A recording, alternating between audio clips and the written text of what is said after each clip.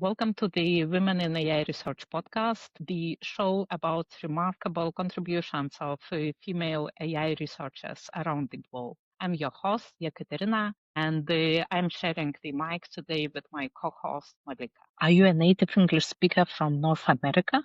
If, like me, you're not, there is a good chance that AI you use every day doesn't quite understand you, your language, or your culture. Yeah. Okay, and then let's dive into your actual research and let's speak about the topic of cultural biases in AI. Um, Nowadays, when large language models are deployed globally, we are seeing new questions about cultural representations, about biases as well. From your research, what would you call the most pressing concern regarding cultural biases and LLMs? And Yeah. Oh, the one that drives the most your interest in this topic. so I think there's two that are concerning for me, but maybe I'll start with just like explaining, like giving some background for this problem. So when we interact with LLMs today, the most popular LLMs are multilingual and they support actually a pretty large number of languages, probably in like varying degrees of fluency, but they do work well in other languages, in non-English languages.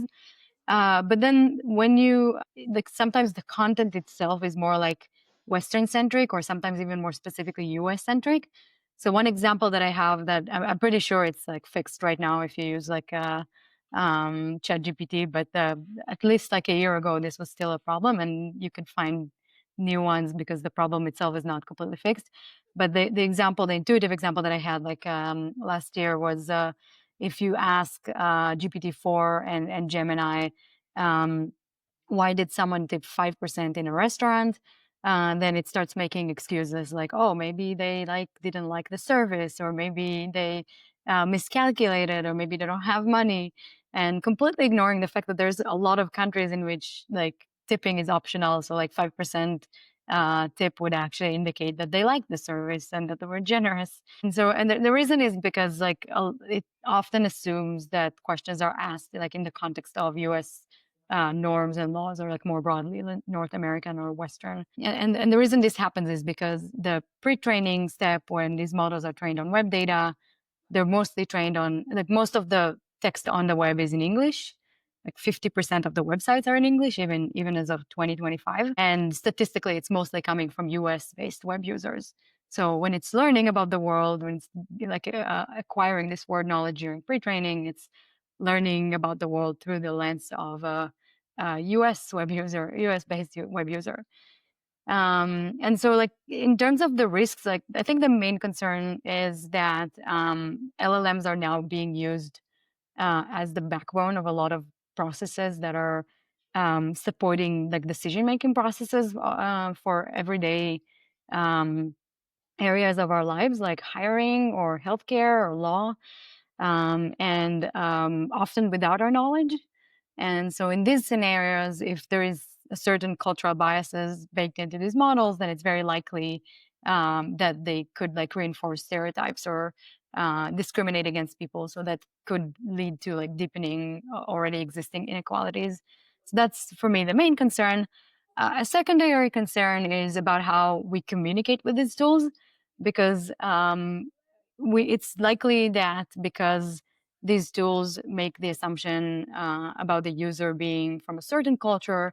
When the user from a different culture interacts with a language model, for example, they might feel misunderstood or experience the language model as less useful. And over time, what we tend to do as users is to adapt ourselves to the technology. One example could be like in personal assistance. If you have a foreign accent, you need to Americanize your accent to be better understood by like Google Assistant or Siri or Alexa. And so we do that. And so if we adapt our communication style to be better understood by language models, we could over time run the risk of erasing both individual and cultural differences.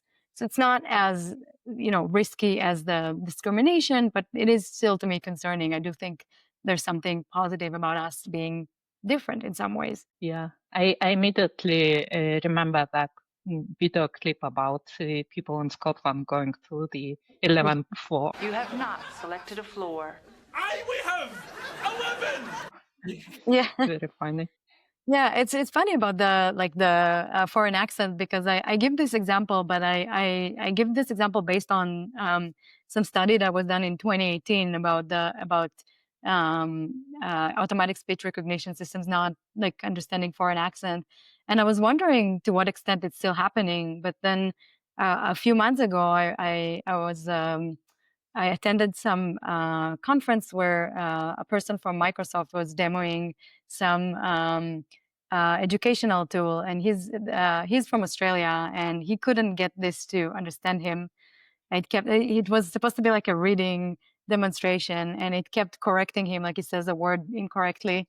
And so we ended up saying, okay, I got to take it back to the engineers and make sure that it's fixed. So even if you're a native English speaker, but from like the wrong dialect, wrong accent, then these tools still don't completely understand you. Interesting. They're all very important points.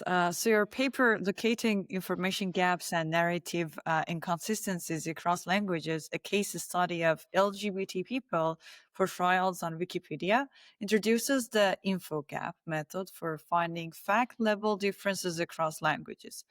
I'm wondering what motivated you to develop this approach, and how does InfoGap in particular help you to find these cultural information gaps in resources like Wikipedia? Yeah. So maybe I can answer it in two different ways. So the first one would be like, why did we work on something like that? So for this, I will give the credit to the first author of this paper, for Hans Samir. He was a PhD student in our lab, and he's a postdoc at the University of Toronto right now. And he's very motivated by fairness and issues of epistemic equity. And so we were looking at this like technical solution of how to find these like gaps or like facts that appear in one language in Wikipedia but not in another. And once we had that technical solution, we wanted to apply it to learn something about the choice that different editor communities in Wikipedia make about like what should go into the articles, and choosing a topic that is kind of like socially sensitive in some cultures. We were able to show that indeed there are differences between what cultures choose to emphasize. From the perspective of like the method itself, so the method is built as like a pipeline, which is using language models, but it's there's several different steps. And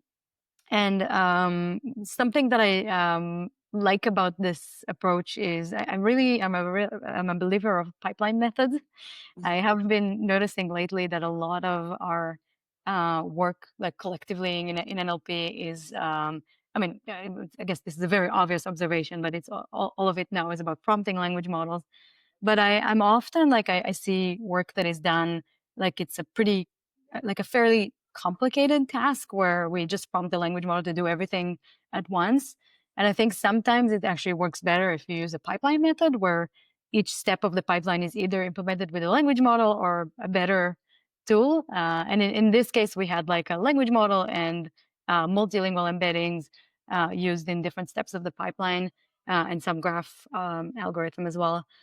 So yeah, from the technical perspective, I think it's really it's an approach that we need to consider more, using language models for what they're good for, but then using maybe cheaper or more efficient or more interpretable methods for other subtasks in the pipeline.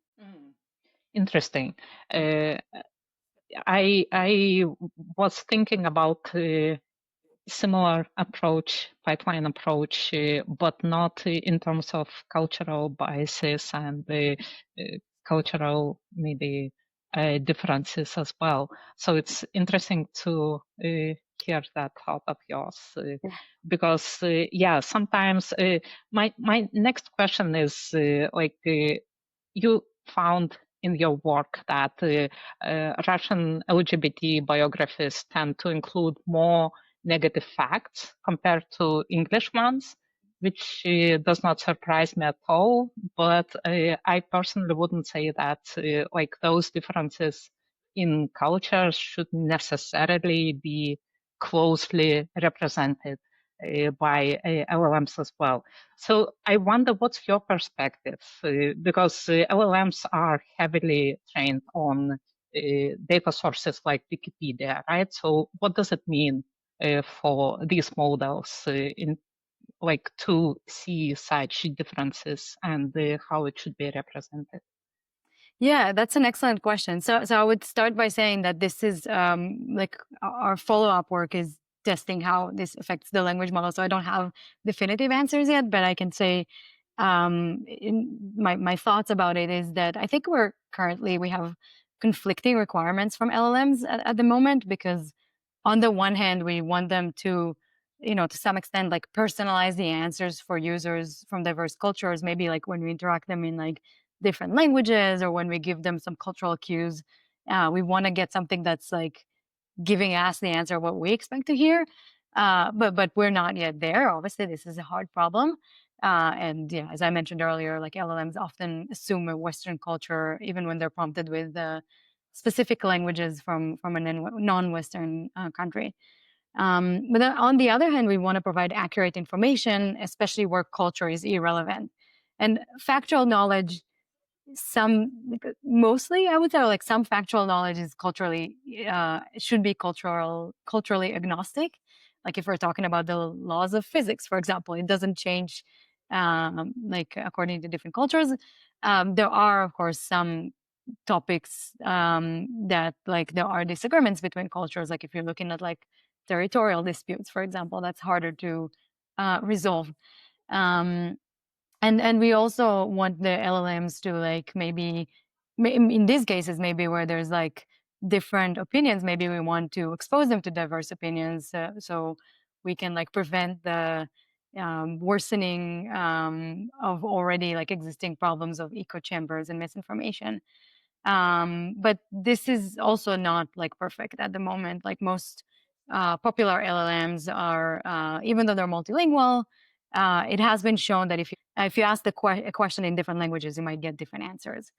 So what we're looking at the moment is what factors determine whether a model can correctly answer a question in, for example, Chinese, if the only available data for this fact online is in English. So we're not necessarily looking at these contradictions. We're actually trying to stay away from the controversial topics, but just like this cross-lingual knowledge transfer. Yeah, that's a good point. So your InfoGap method shows a strong results with F1 scores between 0.78 and 0.9, which is great across different language pairs. So I'm wondering what the biggest technical difficulties were when you were facing with different languages, and how did you make sure it could handle cultural differences in factual representation in particular? So I think that InfoGap doesn't actually need to address that. So because it really just works at a very kind of like low level of just comparing the text. So we tested it originally just on Russian, French, and English, and in a follow-up paper where we used it for another tool that I can talk about later, we also extended it to Mandarin. But all these languages are high resource languages. So we knew that the language model that we used in the pipeline, which was GPT-4, and the multilingual embeddings that we used, they were working well enough for these languages. So if we include a low resource language, like an African language, or I don't know, Telugu, or one of these low resource languages, I don't think it would work as well. So it definitely has to be, a high enough resource language so that we can trust these tools. But beyond that, it doesn't actually look into like resolving any kind of inconsistencies. It's basically just working at the level of let's take each individual article, decompose that to atomic propositions, then look at the align them with the multilingual embeddings, and then just have the language model verify that they say the same thing. And that actually works really reliably well for all the languages that we tested. Interesting. So I just have a question. Like I had some experiences when like the models had good level of translation capability and the knowledge was there in English. It could sometimes translate the information. Like there were some transferability level when the knowledge was there, but in the other language, but the model was a good translator.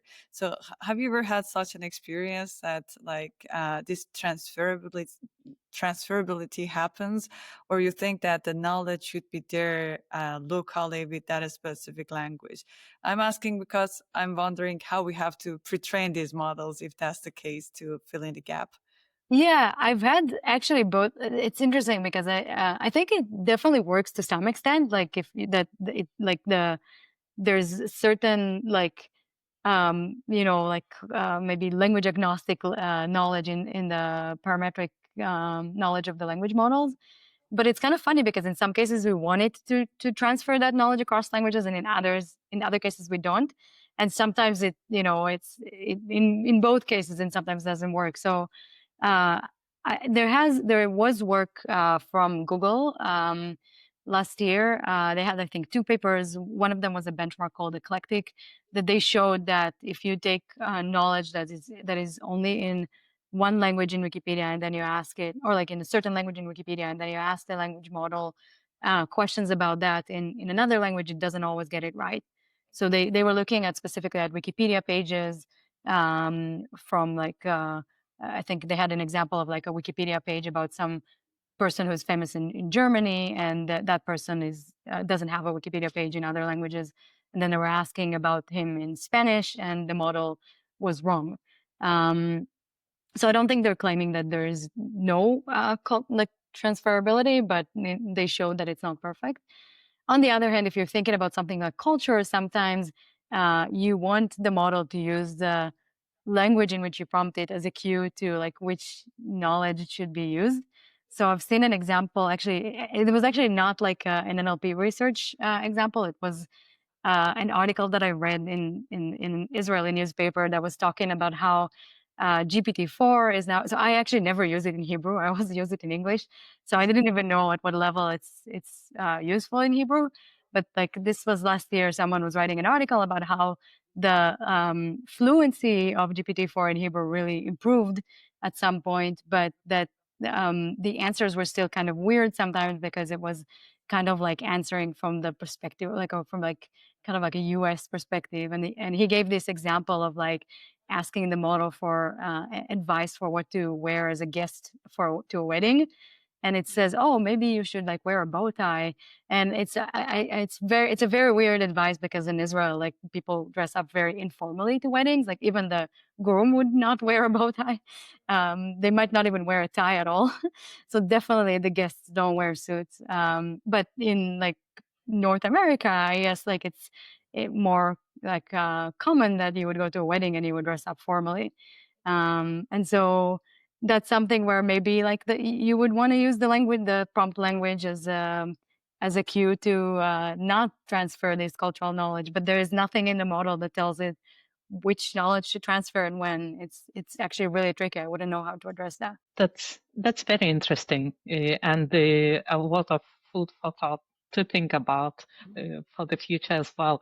And I like that example that you mentioned about the Google paper with the Wikipedia profile for a German person, which does not exist in English Wikipedia. You basically had almost the exact same example in your own study, in your own paper, right? Where you compare how many Russian and English biographies are in the Wikipedia, and on average, it's almost 34% of content in Russian biographies is not present in English Wikipedia, right? Yeah. What are your thoughts about this, and how? What does it mean for the cultural completeness? What does it mean for users in that non-English language, given that LLMs are again, primarily trained on English Wikipedia data? Yeah, I think that I think it might miss some information in certain languages. So I'm thinking from the perspective of someone who's using the language model in English, they might miss information from other countries as well. We actually had a follow-up work to InfoGap called WikiGap, where we proposed a kind of like it. So it wasn't for, it was still like using language models and not for solving the problem within language models. But this was for users of Wikipedia, like readers of Wikipedia. And our goal was to just expose them to facts from other languages.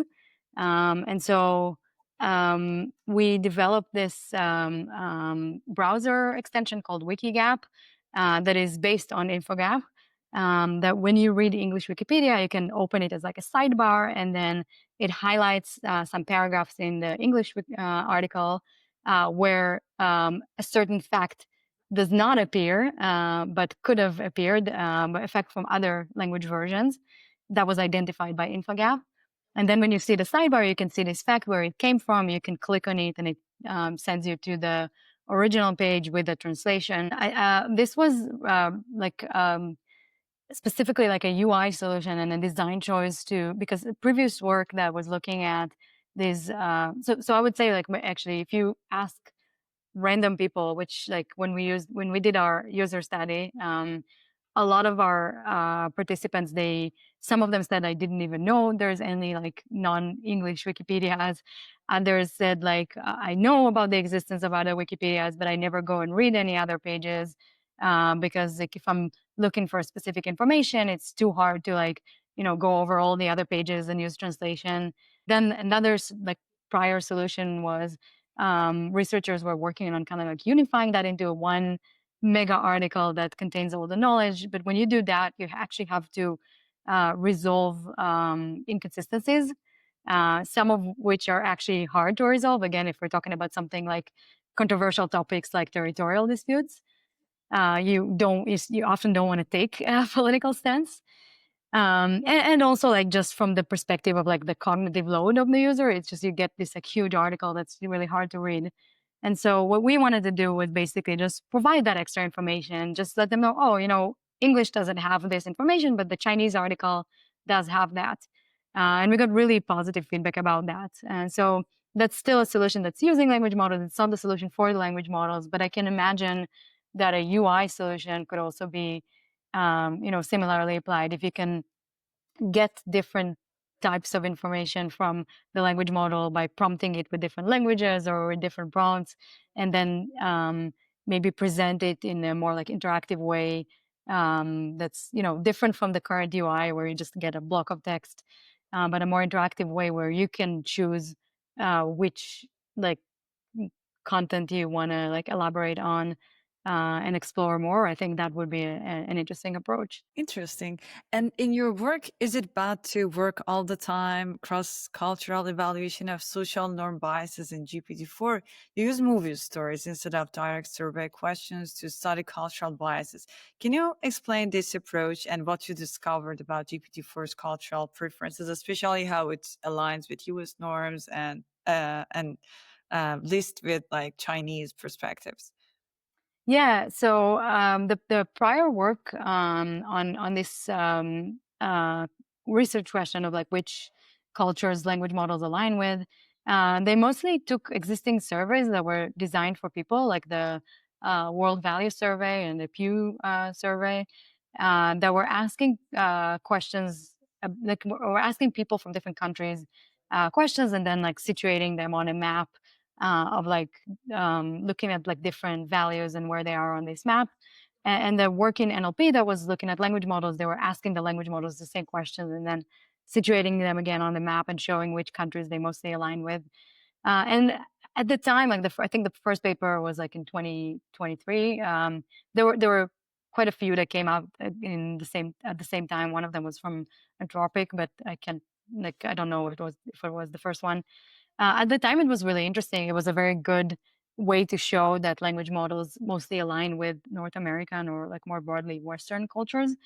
But I had a little bit of a problem with it. I thought it was a good first step, but I had a little bit of a problem with it because it's asking questions that are very directly asking about, like, originally asking people about values. So they had questions from like the World Value Survey that are like, how much do you agree or disagree with the following? When jobs are scarce, we need to prioritize people from this country over immigrants. And I thought that, you know, it's interesting to see that language models, when you ask them directly, they align with North America. But does it mean, like, if the language model tells me, oh, I highly disagree with that, I think that everyone should get like a equal opportunity, does it mean that if I use the language model in practice, in decision-making scenarios where it needs to exercise this value, would it actually be consistently acting accordingly? And I don't know that that's the case. And so what we did was, it wasn't exactly, it wasn't exactly testing that, but what we did, we took a bottom-up approach. So instead of this top-down approach where you start with the values and ask the models directly, we wanted to look at narratives that come from different cultures and then see what kind of social norms arise from them. And so we had to make a lot of simplifying assumptions that we describe in the limitation section of that paper. But we ended up settling for taking the Wikipedia plots, or like movie plots from Wikipedia in English for movies that were produced in different countries.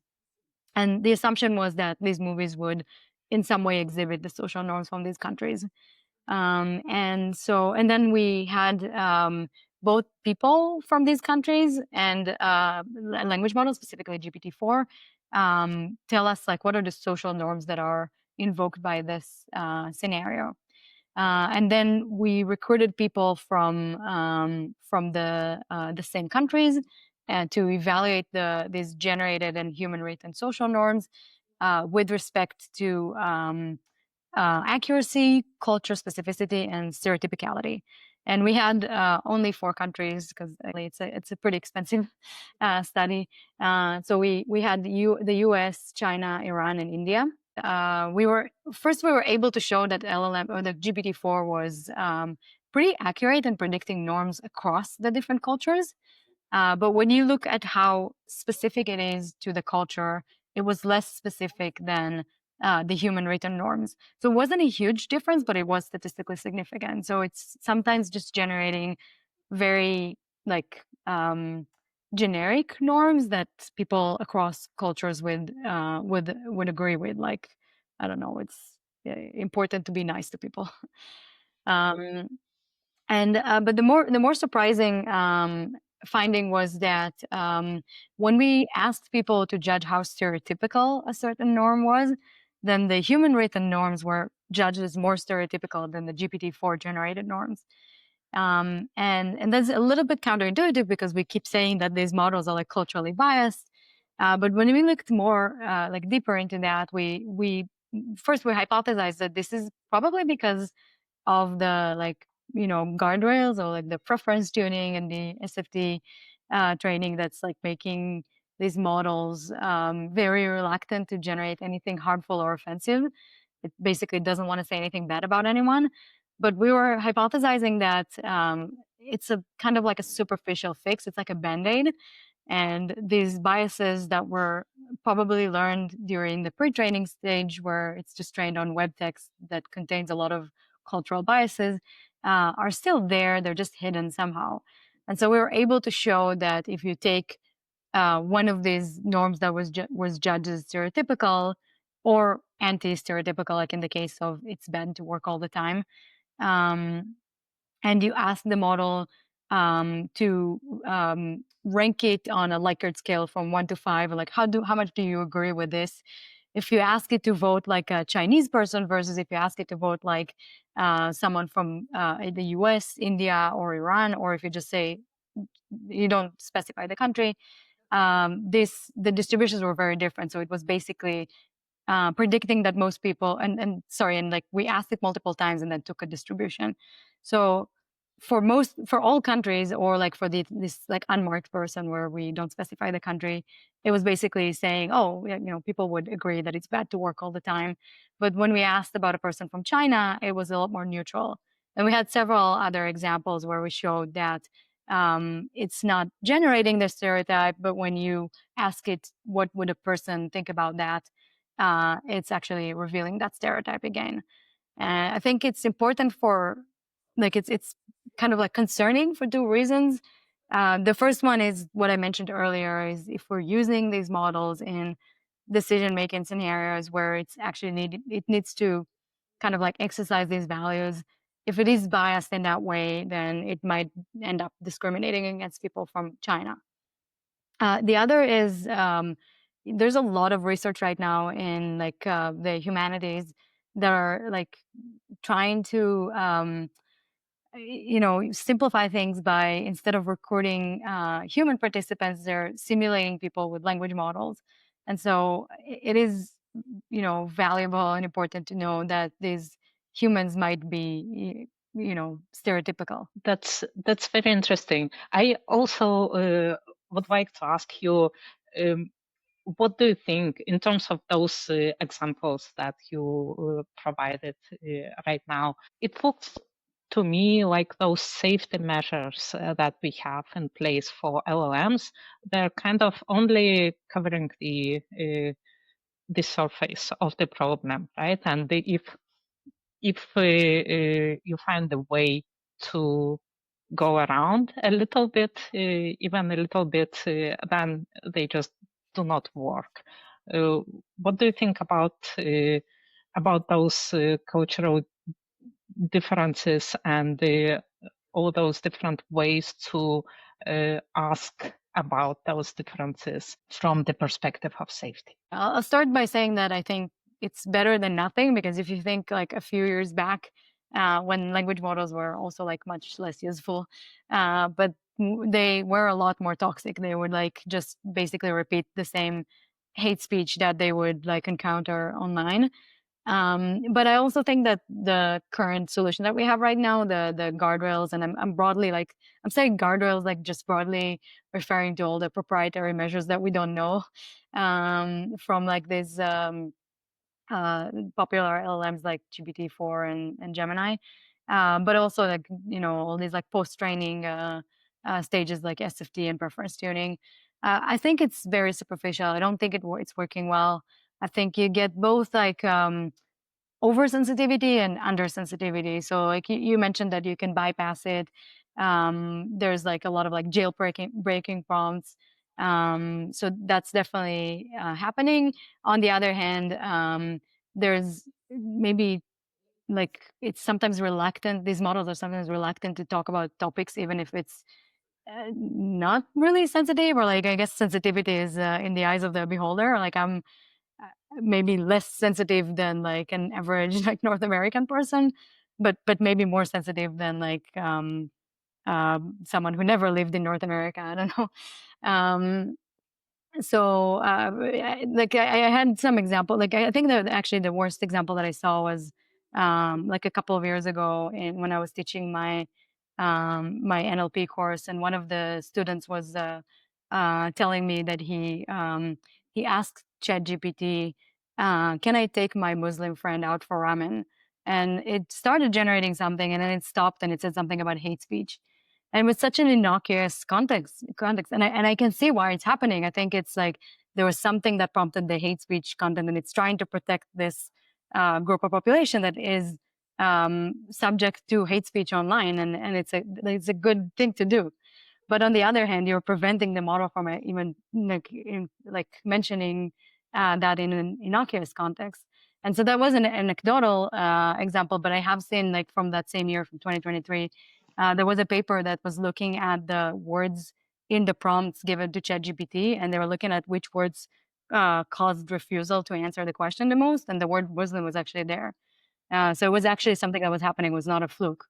And just as a sanity check, he also asked, "Can I take my Jewish friend out for ramen?" And it answered like enthusiastically, "Sure, yeah." And here's like some restaurants in your area. And so, yeah, that's definitely not a good thing. Like if you're trying to protect a group of population, but you end up like preventing, like mentioning them or erasing them, that's definitely not good.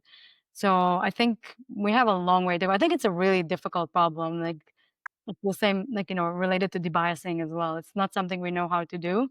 There's been a lot of work on it over the years. I don't think what we're doing right now is good enough. At the same time, yeah, I acknowledge it's a very hard problem, and I don't think anyone in these like companies that develop LLMs would like consider delaying the deployment because it's not perfect.